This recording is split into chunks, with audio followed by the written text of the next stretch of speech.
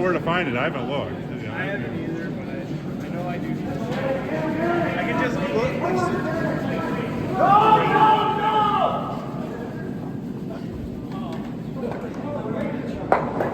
Nope.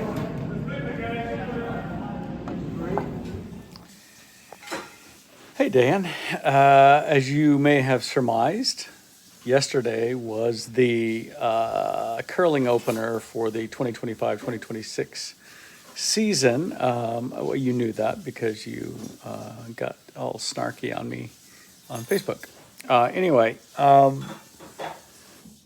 it was enjoyable. The first two ends, they had hammer the first end, and they scored a point, and then they stole 2 points in the second end. And I thought, oh man, this is going to be tough. But we scored with hammer in the third. We stole in the fourth. We stole in the fifth. We stole in the sixth. They scored 2 in the seventh, and then stole 1 point in the eighth, and we ended up winning by 1. It was, we're playing half of our games on the late schedule and half on the early schedule. Early schedule, this matches start at 5:45, and the late schedule, they start at 8, which means we're not done curling until 10:15. And then there's the customary social time with the opposing team afterwards. Even though I was inclined to go home, I really am glad we stayed, because I just think that is such an important commitment that people make to sitting with complete strangers who they just competed against, and to chat for 30 minutes. I mean, most of the guys were drinking, all sharing a pitcher of beer. Again, very customary in curling. But it was, I don't know, it was a very civil activity in what the news media tries to tell us is a very uncivil time. And I just don't see proof of it. I mean, we have all these people. I have no idea what their politics are. I know that demographically, probably most curlers lean right. But it doesn't matter. I mean, it does matter, but nobody brings that onto the ice with them. And we're all just happy to curl. And the other thing I like about it is that there was this one guy, he was a weird, awkward man, but he was a really good curler on the other team. I'm not talking about Lucas. Maybe I am. And all of these people they love curling. They're into the league. They've committed themselves literally the league runs through the end of March. So it's a long season, November, December, 5 months long season. You're curling every week except for, holidays, and you get one bye week.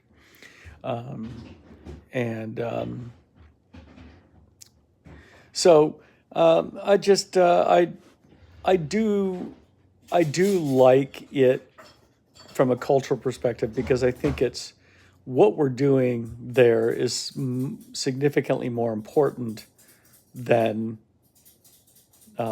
certainly the quality of the curling. It's just that being a part of your own team and being part of the league and being committed to that, and especially sitting afterwards, everybody seems to understand the importance of that. And very few people leave before they've put in 30 minutes of that social. Now, how I got there is a long story from yesterday. So take a look at this picture. Can you see that my jawline on the left-hand side is lumpy?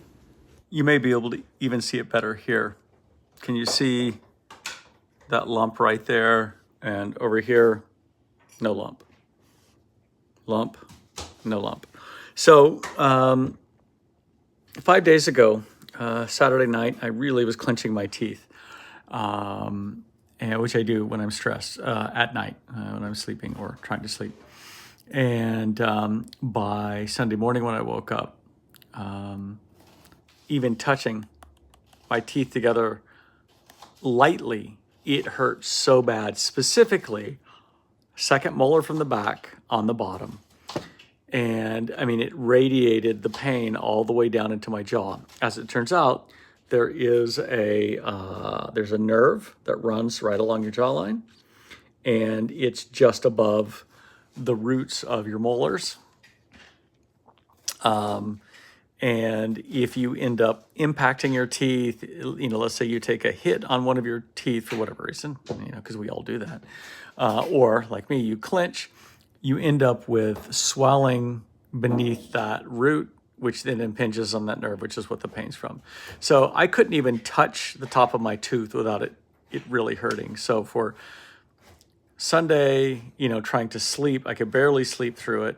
Monday, Tuesday, and I was sort of just existing in this haze of pain while I was working on Preston's roof, roasting, and I would say the pain was right around a 7 on a scale of 1 to 10, and it was just steady. And I may have already told you about this when we talked, but so Wednesday morning I wake up and I had taken a combination of Tylenol and Advil, and I was able to get some decent sleep, like from midnight to 5, and I got right up at 5. And then Beth and I ended up going up, turning her stuff in at Girl Scouts. This is Wednesday now. And then I ended up meeting with the customers from Busy Bean at 3 different locations. So a lot of talking. So as we were coming down the river, it was just, the pain was just, even the Tylenol and Advil wasn't able to take the peak off of the pain anymore. And I had what looked like a golf ball right here. I mean, it looked like if Dizzy Gillespie and Alvin the Chipmunk had a baby. That's what it looked like, at least on that side. So I went into the dentist. We called them on the way down because I had an appointment scheduled for today to take x-rays as a preliminary to getting a crown next week. And of course, all this has to get done before the end of November.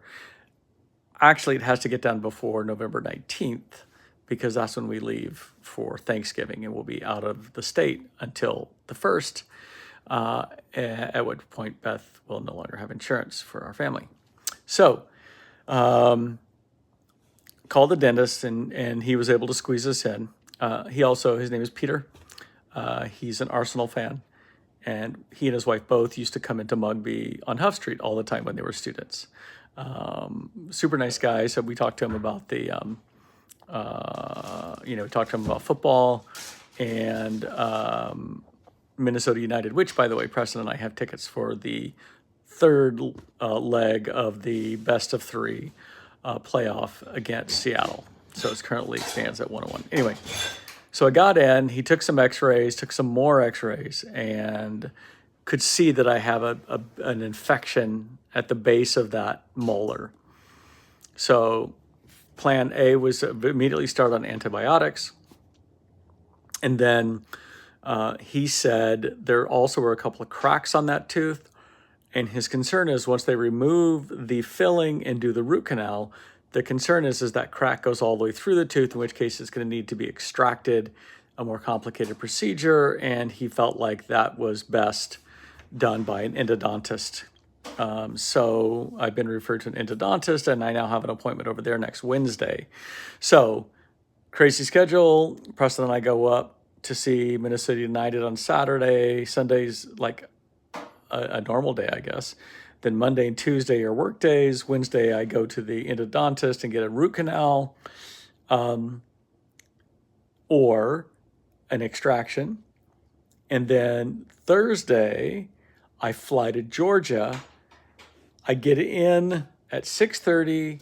We'll Uber up to Greg's, hopefully get there by 8, and by 9 we will be on the road with a 26-foot U-Haul driving back to Minnesota, with the plans to arrive back in Minnesota mid-afternoon on Friday, because then Saturday morning I coach Masters. Saturday evening we go to Lanesboro for this play. It's kind of a mashup of Sherlock Holmes and Charles of Christmas Carol, and then the following Thursday we leave again for Georgia. We're driving back down. So anyway, the antibiotics just in that one day have made a huge difference, where the pain, it's still there, but it's like, I would say it's a 2 now. I can chew on that side. If I clack my teeth together, it hurts. But other than that, I can compress, no pain. Yeah, it was a really long day yesterday. And I was just happy to even get to curling. I was,